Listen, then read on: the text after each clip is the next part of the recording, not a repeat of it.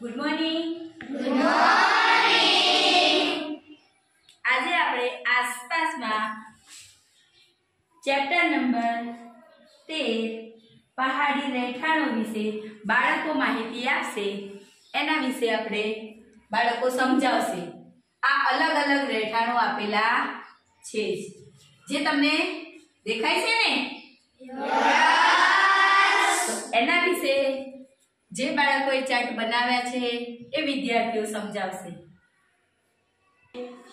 વ્યવ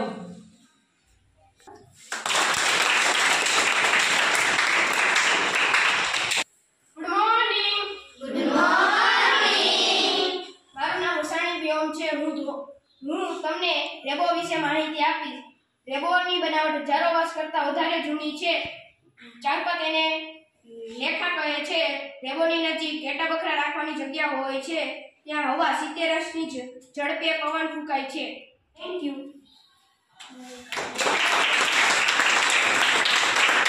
ખૂબ સરસ વ્યવ. આના પછી આવશે યાસુબ.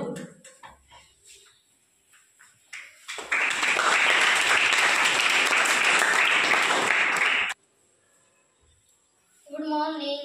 Good morning. મારું નામ કોકરિયા છે. આજ હું તમને ડોંગા વિશે માહિતી આપીશ.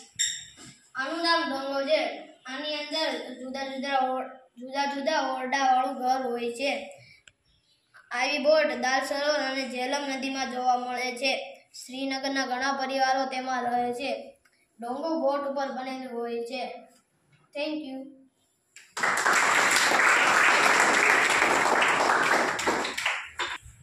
ખૂબ સરસ. હવે ત્યારબાદ આવશે ટાઢાળી ધાર્મિક.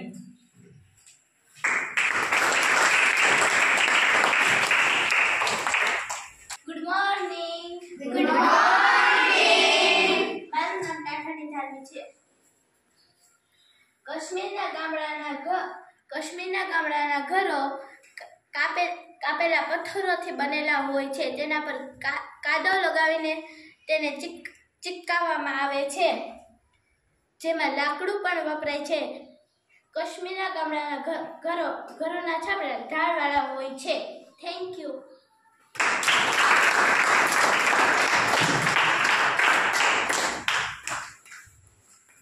સરસ ધાર્મિક. ત્યારબાદ આવશે ટાઢાળી આર્મી.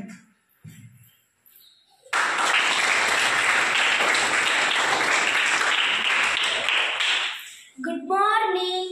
Good morning. મારું નામ ટાઢાણી આરવી છે. આજે હું તમને ભૂંગા વિશે માહિતી આપીશ. ભૂંગો એક પ્રકારનું ઘર છે. ભૂંગો રાજસ્થાન રાજ્યમાં જોવા મળે છે. ભૂંગો ગરમ વિસ્તારમાં જોવા મળે છે. ભૂંગાની દિવાલો માટીથી ચણેલી હોય છે. ભૂંગાની દિવાલો કાચથી શણગારેલી હોય છે. Thank you.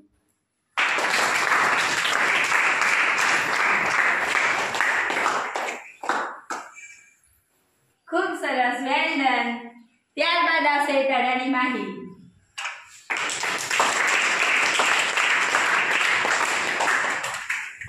Good morning. Good morning. આજે હું તમને રેબો વિશે માહિતી આપીશ. શિયાળામાં તાપમાન 0 કરતાં ઘણું નીચું જાય છે. હવા 70 કિમી ઝડપે ફૂંકાય છે. તેને રેબો કહે છે. ચાંપા તેને રેબો કહે છે. Thank you.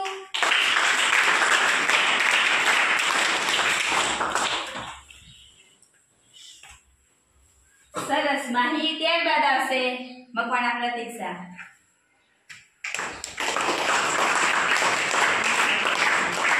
મારું નામ મકવાણા પ્રતીક્ષા છે. હું આજ ઠંડા વિસ્તારમાં મકાન છે તેની વિશે માહિતી આપીશ. આ ઘર પથ્થરોનું નથી. આ ઘર ઠંડા વિસ્તારમાં હોય છે. આ ઘર ગારાથી બનેલ નથી. આ ઘર લાકડાથી બનેલ છે. આ ઘર મજબૂત હોય છે. આ ઘર માથે ઢાળ હોય છે. આ મકાન ઠંડા વિસ્તારમાં હોય છે. Thank you.